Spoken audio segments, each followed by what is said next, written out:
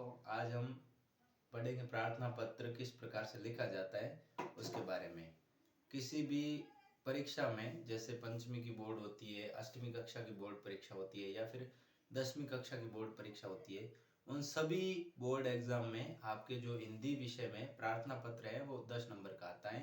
और प्रार्थना पत्र को अगर आप सही तरीके से लिखते हैं और उसके लिखने के जो फॉर्मेट है उसके तरीके को अगर आप समझ लेते हैं तो ये प्रार्थना पत्र लिखना आपके लिए बहुत ही आसान और इजी हो जाता है। तो आज अपन इसी के बारे में चर्चा करेंगे और किस प्रकार से प्रार्थना पत्र को लिखना है आज पूरी प्रक्रिया में आपको इस बोर्ड पर समझाऊंगा। तो आज लिखते हैं अपन प्रार्थना पत्र। प्रार्थना पत्र।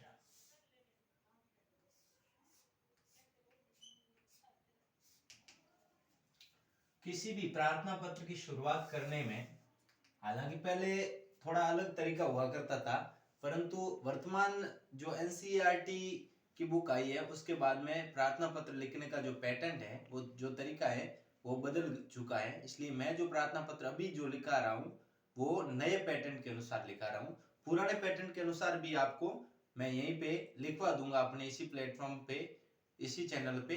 लेकिन आज जो अपन लिखवा रहे हैं वो नए पेपर की तरफ, मतलब नए पैटर्न की ओर तरफ बढ़ रहे हैं आगे। तो सबसे पहले अपने को लिखना है सेवा में। सेवा में क्या लिखना है? सेवा में। सेवा में हमेशा ध्यान रखना, मैं के ऊपर जहां जहां पे भी हिंदी विषय में आपके मैं आता है उसमें हमेशा बिंदी लगती है, और सेवा में के नीचे क्या लगता है? कोमा लगता है। कोमा लगता है, ठीक है। उसके बाद में आपको लिखना है यहीं पे नीचे श्रीमान, श्रीमान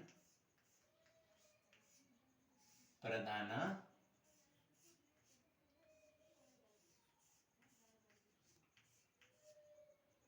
जी। सेवा में श्रीमान प्रधानाचार्य जी।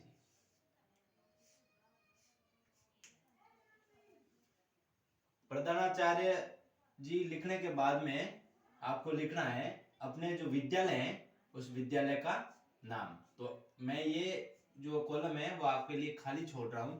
अपने स्कूल का जो भी नाम है वो नाम आपको यहाँ पे लिखना है, ठीक है। आप किसी भी विद्यालय में पढ़ते हो या फिर किसी भी एग्जाम में अगर कोई प्रश्न के अंदर दिया हुआ है कि आप कक्षा तृतीया की बहन है और आपको तिवरी आदर्श विद्या मंदिर में पढ़ती है और आप एक प्रार्थना पत्र अपने भाई के विवाह में जाने हेतु 2 दिन के अवकाश के लिए प्रधानाचार्य को लिखें। तो आप किस प्रकार से लिखेंगे उसमें आप अपने विद्यालय का नाम यहाँ डालेंगे। बाकी जो फॉर्मेट है, जो लिखने का तरीका है वो सेम एज इट इज ऐसा कैसा रहेगा।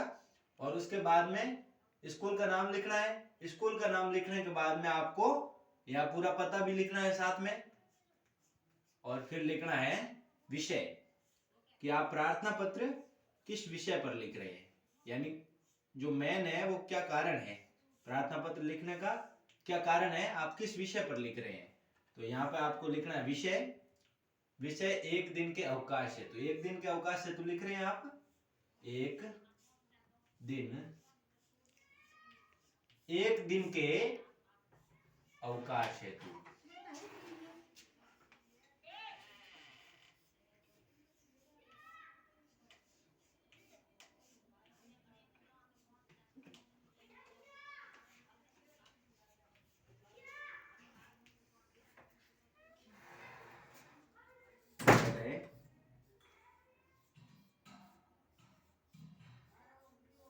हमेशा ध्यान रखना है महोदय के नीचे कोमा आता है।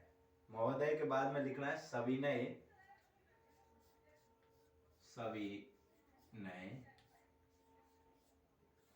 विनम्र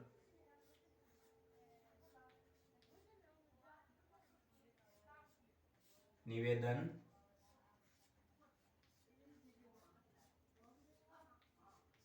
है कि मुझे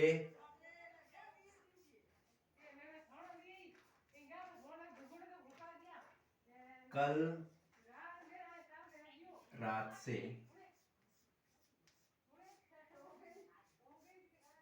तेज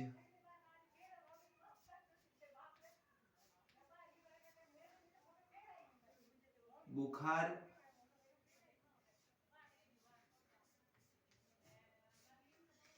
आ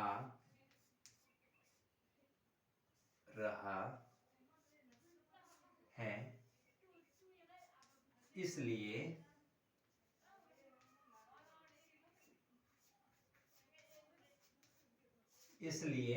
मैं विद्या मंदिर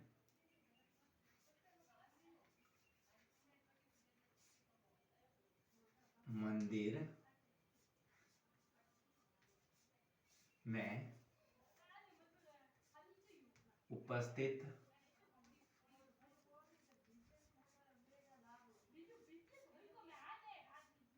होने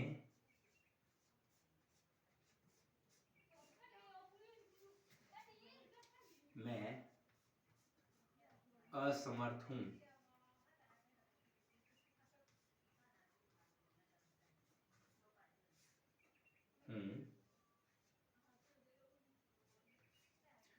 आपका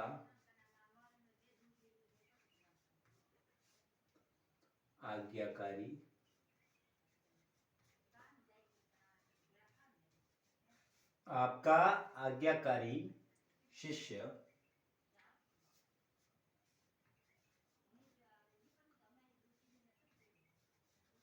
जो भी आपका नाम है वो नाम आपको यहाँ पे लिखना है, अपनी कक्षा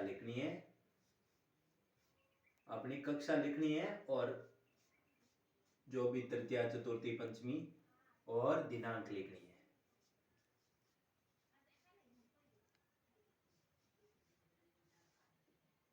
आगे यहाँ पे जिस दिन आप छुट्टी ले रहे हैं वो दिनांक लिखनी है। ये है प्रार्थना पत्र लिखने का नया प्रारूप। तो इसमें आपको क्या क्या ध्यान रखना है, एक तो ये जो सेवा में है इसमें मैं के ऊपर हमेशा बिंदी आती है, यहाँ पर कोमा रहता है, और प्रधानाचार्य है, प्रधानाचार्य के बाद में भी कोमा आता है। उसके बाद में विषय, कितने दिन का अवकाश ले रहे हैं या आप किस विषय पर ले रहे हैं उस विषय से संबंधित आपको यहाँ पे लिखना है। जैसे आप एक दिन के अवकाश के लिए छुट्टी ले रहे हैं तो आपको यहाँ लिखना है एक दिन के अवकाश हेतु। अगर आप 4 दिन के लिए लिखते हैं तो आपको लिखना है 4 दिन के अवकाश हेतु। ठीक है, तो आप महोदय के बाद में कोमा आता है। सविनय विनम्र निवेदन है कि मुझे कल रात से तेज बुखार आ रहा है, इसलिए मैं विद्या मंदिर में उपस्थित होने में असमर्थ हूं। आपका आज्ञाकारी शिष्य या शिष्या, अपना नाम, कक्षा, दिनांक।